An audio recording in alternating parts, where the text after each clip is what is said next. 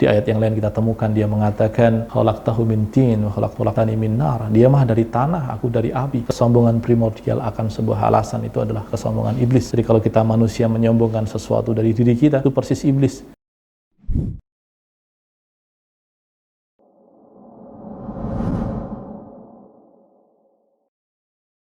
Assalamualaikum warahmatullahi wabarakatuh.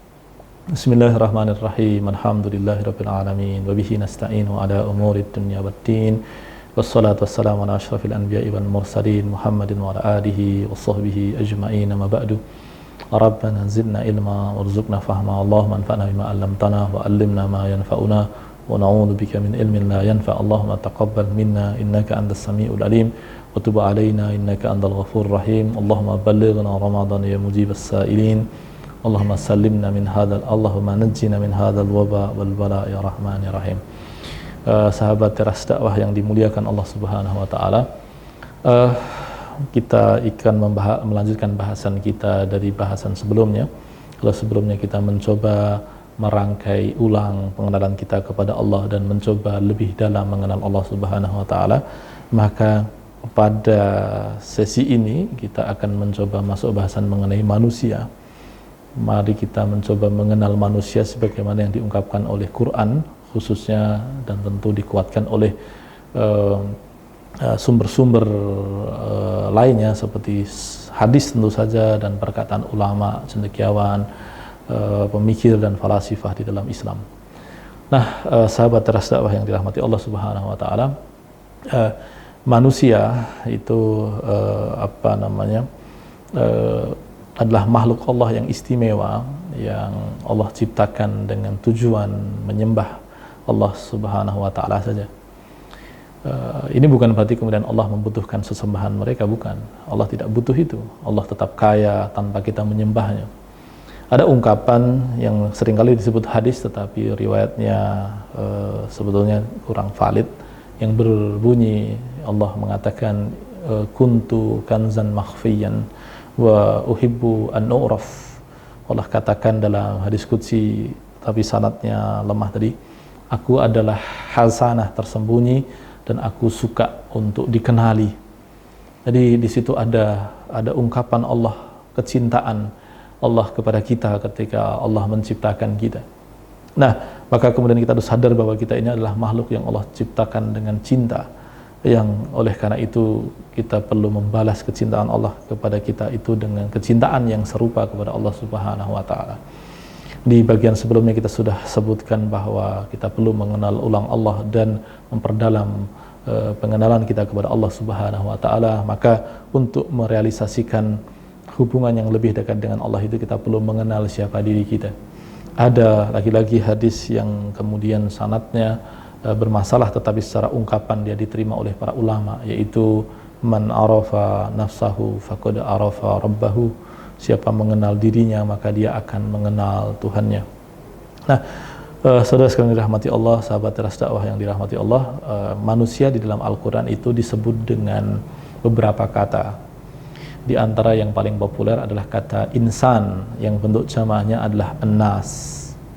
Jadi insan itu adalah bentuk tunggal, sementara jamaknya adalah nas. Nah, tetapi menariknya adalah ini berbeda dengan kata yang lain yang merujuk kepada makna manusia, yaitu kata bashar. Kata bashar. Nah, perbedaannya apa? Ternyata perbedaannya signifikan. Kata bashar itu merujuk kepada manusia dari segi zahirnya, dari segi fisiknya. Adapun ketika disebut insan, maka itu merujuk kepada makna bahwa apa yang ada di dalam tubuhnya tersebut sangat kompleks sehingga membuat dia menjadi manusia yang bisa merangkak naik dari bawah sebagai mineral menuju kedudukan yang sangat tinggi, melampaui malaikat. Nah, ini istimewanya manusia begitu. Nah, bashar itu merujuk kepada fisik, itu misalkan bisa kita temukan di dalam beberapa ayat Al-Quran. Misalkan ketika ibunda kita Maryam radhiyallahu anha, Maryam alaihissalam, ibunda Isa alaihissalam, beliau didatangi oleh malaikat Jibril dan diberitahukan kepada beliau bahwa beliau akan punya anak. Beliau mengatakan, anna yakunu li ghulam wa lam yamsasni bashar. kok bisa saya punya anak padahal tidak ada satupun makhluk fisik, maksudnya manusia dari segi fisiknya itu yang menyentuh saya. Ini perkataan yang sangat terhormat dari seorang perempuan bernama Maryam ketika malaikat pernyataannya ditolak dengan sangat sopan bahwa tidak ada satupun lelaki yang menyentuhku, maka bagaimana mungkin aku bisa punya anak. Nah, lalu kemudian ayat yang lain yang menunjukkan kata bashar adalah misalkan Nabi kita Muhammad SAW di dalam surat Al-Kahfi mengatakan, innama ana basyarum mithlukum, aku ini makhluk fisik sebagaimana kalian, aku makan seperti kalian, aku minum seperti kalian, aku tidur seperti kalian, aku berkembang biak seperti kalian, tetapi yuha ilayya, diwahyukan kepadaku. Ada wahyu yang membuat kemudian beliau sebagai makhluk fisik seperti halnya kita ini membuat kedudukan beliau jauh di atas kita, sehingga kita tidak boleh memperlakukan beliau seperti halnya manusia biasa, meskipun di saat yang sama kita juga tidak boleh memperlakukan beliau layaknya Tuhan. Makanya dikatakan bahwa beliau adalah abduhu wa rasuluhu, hamba dan rasulnya Allah. Hambanya Allah berarti beliau manusia seperti halnya kita, tetapi sebagai manusia beliau istimewa karena beliau adalah rasuluh, wahyu yang membuat beliau menjadi rasul. Itu bashar. Bashar adalah manusia ditinjau dari fisiknya. Nah, adapun insan itu merujuk kepada satu dimensi yang sangat kompleks di dalam tubuh manusia, di dalam dimensi batin manusia. Makanya kemudian nanti manusia disebut sebagai makhluk makhluk multidimensional. Nah, apa saja yang membuat bashar itu menjadi insan, menjadi bahkan nanti disebut sebagai hayawan natik, binatang yang memiliki anutku yang membedakannya dari binatang lainnya. Itu adalah sesuatu yang sangat kompleks, yang di dalam Al-Quran ada yang namanya roh, ada yang namanya nafas, ada yang namanya qalb, ada yang namanya akal, ada yang namanya fitrah. Hal-hal itu adalah hal-hal yang membuat manusia disebut insan, yang secara fisik masih ada keserupaan dengan binatang, tapi secara kualitas kejiwaan dia sudah jauh melampauinya, yang dengannya manusia bisa sangat dihinakan jika dia tidak memanfaatkan sisi kemanusiaannya tersebut sebagaimana yang Allah kehendaki, tapi sebaliknya dia bisa melampaui malaikat jika dia menggunakan potensi yang ada dalam dirinya tersebut seperti apa yang Allah kehendaki. Nah, bagaimana manusia tercipta, di Quran pun kita temukan bagaimana prosesnya itu sangat panjang. Di dalam Al-Quran kita temukan bagaimana manusia yang Allah ciptakan pertama kali adalah Adam alaihissalam. Kita temukan bagaimana ketika wa idh qala rabbuka lil malaikati inni ja'ilun fil ardi khalifah, sampai seterusnya. Di situ Allah ceritakan bagaimana Adam diciptakan, lalu kemudian beliau dihadapkan kepada malaikat, lalu kemudian malaikat bertanya, ataj'alu fiha man yufsidu fiha wa yasfikud dima, ya Allah, apakah engkau akan ciptakan di dalam bumi tersebut, di atas muka bumi tersebut, yang akan membuat kerusakan di dalamnya dan menumpahkan darah? Allah menjawab secara prerogatif dengan kalimat, inni a'lamu ma la ta'lamun, aku tahu apa yang tidak kamu ketahui. Nah, betapa kemudian Allah membela kita, dan hendaknya kita malu terhadap pembelaan Allah tersebut di hadapan makhluknya yang mulia, yaitu malaikat.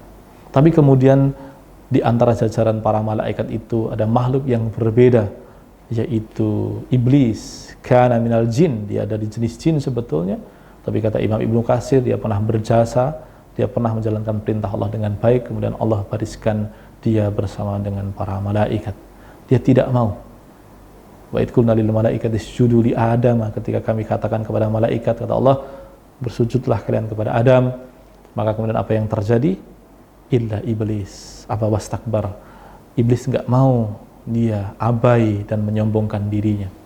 Di ayat yang lain kita temukan dia mengatakan, khalaqtahu min tin wa khalaqtani min nar. Dia mah dari tanah, aku dari api. Kesombongan primordial akan sebuah alasan itu adalah kesombongan iblis. Jadi kalau kita manusia menyombongkan sesuatu dari diri kita, itu persis iblis. Kalau kita pintar, kita sombong, itu mirip iblis. Kalau kita ganteng, kita cantik, lalu kita sombong, itu mirip iblis. Kalau kita kaya, kita punya kedudukan, lalu kita sombong, itu mirip iblis. Itu persis seperti iblis. Nah, kita tidak layak untuk sombong, karena itu bukan karakter kita, itu bukan watak kita.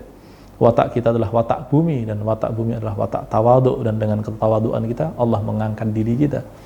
Itu yang terjadi pada Adam alaihissalam. Tetapi kemudian ketika beliau tinggal di surga dengan semua kenikmatan yang ada, beliau berhak menikmati semua hal itu kecuali satu pohon, illa hadhihi syajarah. Ternyata kemudian waktu berlalu, waktu berjalan, hingga akhirnya iblis dengan dendam kesumatnya berhasil menggelincirkan bapak ibu kita. Fa'azallahum asyaitan.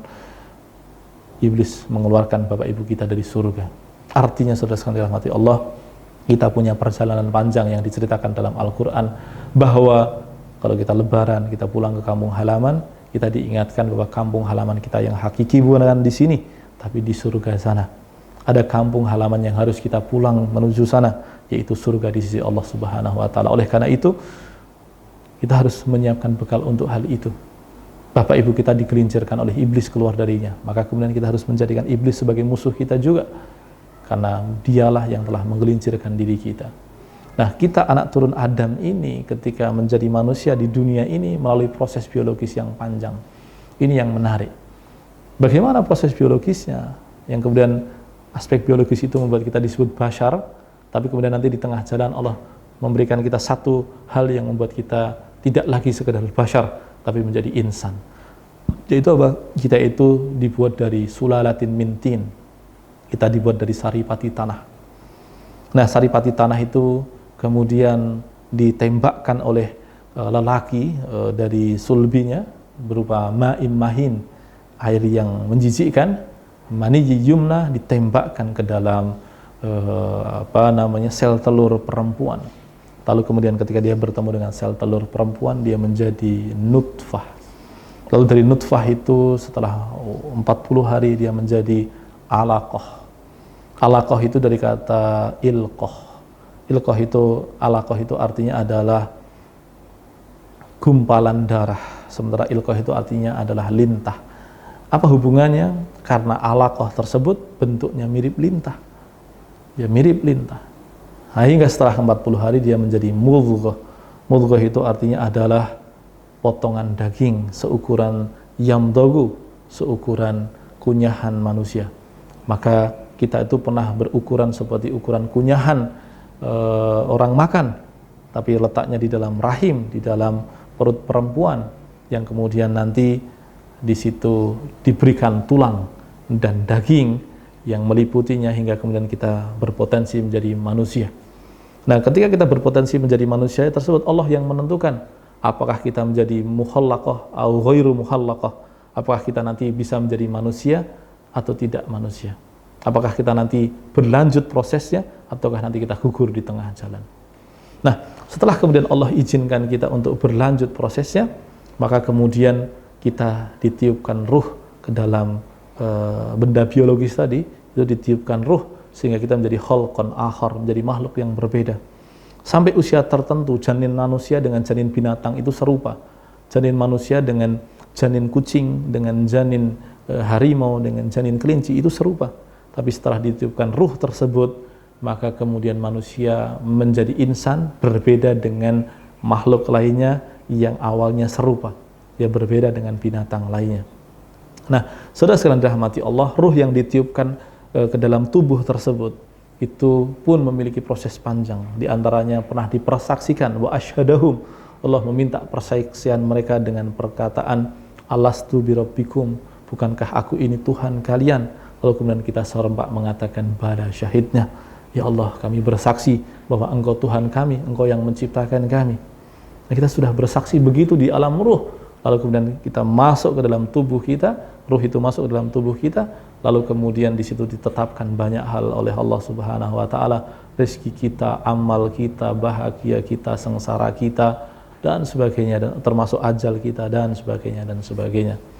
Nah, saudara sekalian dirahmati Allah, hingga kemudian kita ketahui setelah 9 bulan kita keluar dari perut ibu kita, dan ketika kita keluar dari perut ibu kita, Allah katakan, ahrajakum min butuni ummahatikum la ta'lamuna syai'a.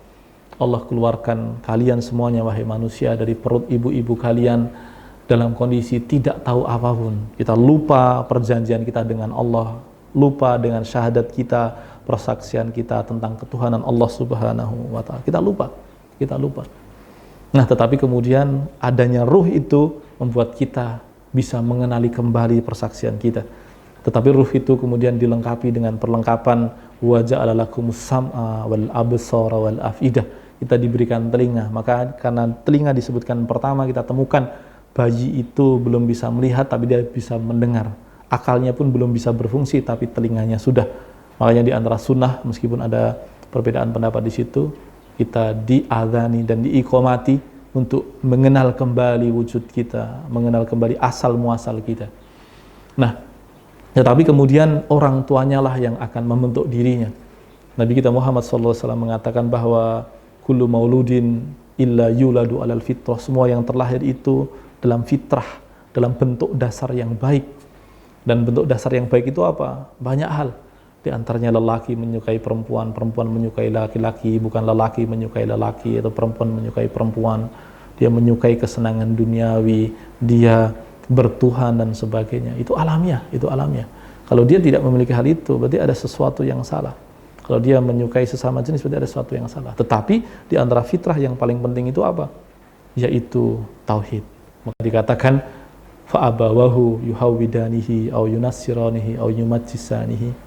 Bapak ibunya lah yang kemudian menjadikan dia Yahudi, menjadikan dia Nasrani, menjadikan dia Majusi. Itulah yang kemudian membuat mereka menjadi Yahudi, Nasrani atau Majusi.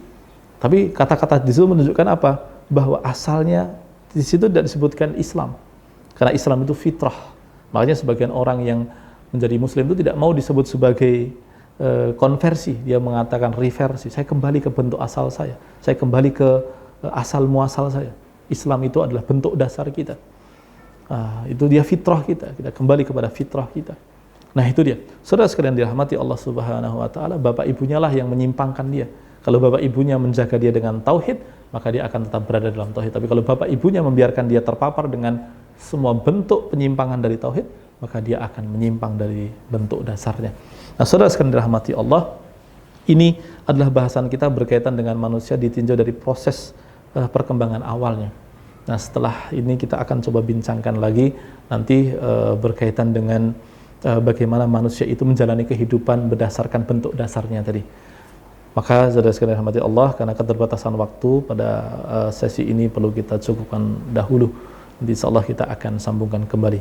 Barakallahu li wa lakum wa lisairil mu'minin wa sallallahu ala nabiyyina Muhammad. Subhanakallahumma wa bihamdika asyhadu an la ilaha illa anta astaghfiruka wa atubu ilaik.